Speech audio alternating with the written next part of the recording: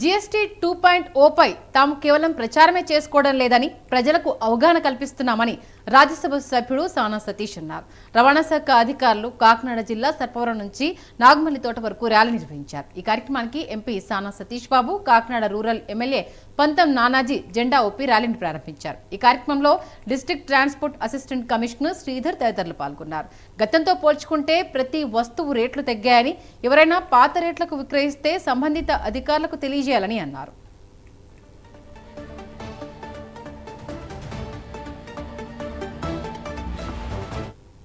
ప్రధానమంత్రి నరేంద్ర మోడీ గారి చేతి మీద కర్నూలులో ఈ కార్యక్రమాన్ని ప్రజలకి అందజేస్తారు. ఈ కార్యక్రమం ప్రకారం ప్రతి మానవుడికి, ప్రతి ఒక్కరికి కూడా, ప్రతి మనిషికి కూడా ఏదో రకంగా ట్యాక్స్ రూపంలో సేవింగ్ చేయాలనే ఉద్దేశంతో ప్రధానమంత్రి నరేంద్ర మోడీ గారు ఈ కార్యక్రమాన్ని చేపట్టారు.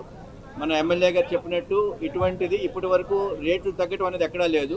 ప్రత్యేకించి రేట్లు అంటే ఏదో ఒక వస్తువు రేటు తగ్గుతుంది, ట్యాక్స్ తగ్గడం అనేది ఎప్పుడూ లేదు. ఫస్ట్ టైం ట్యాక్స్ తగ్గించి ఇటువంటి కార్యక్రమాన్ని ప్రజల దగ్గరికి తీసుకెళ్లాలని చెప్పి మా అందరినీ, ప్రజాప్రతినిధులందరినీ మీకు విపరీతమైన ప్రచారం చేసి ఇది ఎందుకు తగ్గింది, ఎలా తగ్గింది, ఈ తగ్గిన అమౌంట్ మీకు బెనిఫిట్ అవ్వాలి అన్న ఉద్దేశంతో ఇటువంటి కార్యక్రమం చేపట్టడం జరిగింది. ప్రతి వస్తువులోనూ కూడా రేట్లు తగ్గినాయి. మీరు ఎక్కడన్నా కూడా పాత రేట్లకి అమ్మటం జరిగితే మాత్రం మీరు కన్సల్ట్ జిఎస్టీ ఆఫీసర్కి కానీ ఎవరికొకరికి మీరు ఇన్ఫార్మ్ చేస్తే, లోకల్లో ఉన్న మా ప్రజాప్రతినిధులకు కానీ ఇన్ఫార్మ్ చేస్తే దీని మీద యాక్షన్ తీసుకోవడం జరుగుతుంది. ఆ అవేర్నెస్ తెలుసుకోవడానికి ఆర్టీ ఆఫీస్కి వెళ్ళి దేని మీద ఎంత తగ్గింది అన్నది అక్కడ పట్టిక ఉంటుంది. ఆ పట్టిక చూసి ఆ పట్టిక ప్రకారం ముందుకు తీసుకెళ్ళాలి. లేకపోతే అవసరమైతే టీటీసీ గారు అలాగే బ్రేక్ ఇన్స్పెక్టర్ యొక్క సహాయాలు తీసుకుని కూడా వచ్చినప్పటి నుంచి కూడా రేట్లు పెరగడమే కానీ తగ్గడం అన్నది మనం ఎప్పుడూ చూడలేదు. పెట్రోల్ రేట్ల దగ్గర నుంచి మీరు గమనించే ఉంటారు.